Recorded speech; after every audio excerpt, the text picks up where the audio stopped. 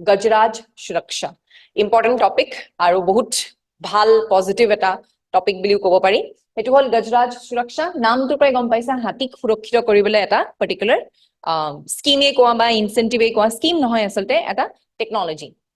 It uses an AI-based algorithm and a network of sensitive optical fiber cables to detect elephants getting close to railway track. মানে এই railway track বোৰৰ আশে-পাশে optical fiber কিছুমান পুটি থৈছে। So হে optical fiber টো যেতিয়া হাতীটো ওচৰে পাজৰে ঘূৰিব প্ৰেছাৰ পৰিব নাই মাটিটোৰ ওপৰত প্ৰেছাৰ পৰিব নহয় optical fiber টোৱে সেই প্ৰেছাৰটো ডিটেক্ট কৰিব কৰি পেলাই এটা প্ৰগ্ৰাম আছে AI প্ৰগ্ৰাম এটা আছে সেই প্ৰগ্ৰামটোলে বস্তুটো ডাটাটো পঠিয়াই দিব যে এই ওচৰত কিন্তু প্ৰেছাৰ চেঞ্জ এটা হৈছে হয়তো হাতী আহিছে এতিয়া চোৱা মানুহ এটা খুস্কাৰিলা হাতী এটা খুস্কৰাৰ মাজত বহুত পাৰ্থক্য হাতী কিমান এটা বৃহৎকায় এটা জন্তু সো সেই যেতিয়া হাতীটো যাব তেতিয়া তাৰ প্ৰেছাৰটো বেলেগ হ'ব বুজি পাইছা নহয় মানুহে খুস্কাৰিলে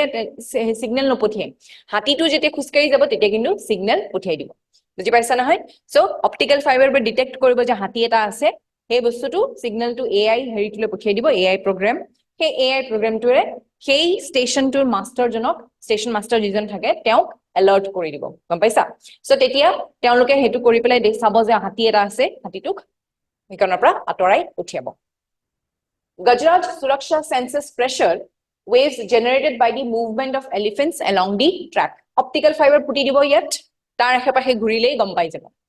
These vibrations trigger signals within the optical fiber network, enabling the system to identify the presence of elephants. System mane AI to kotha koa hoise. Artificial intelligence jitu program thakibo hetu kotha koa hoise. Hetu identify koribo presence of elephants up to 200 meters ahead of their arrival on the track. এই ফালৰ পৰা 200 metre আগত এই ফালৰ পৰা 200 metre আগত তেতিয়াই গম পাই যাব উছৰ সাপিব নিদিয়ে signal is then sent to the station master so that appropriate action could be taken বুজি পাইছা নহয় এটোই হৈছে তোমাৰ গজৰাজ সুৰক্ষা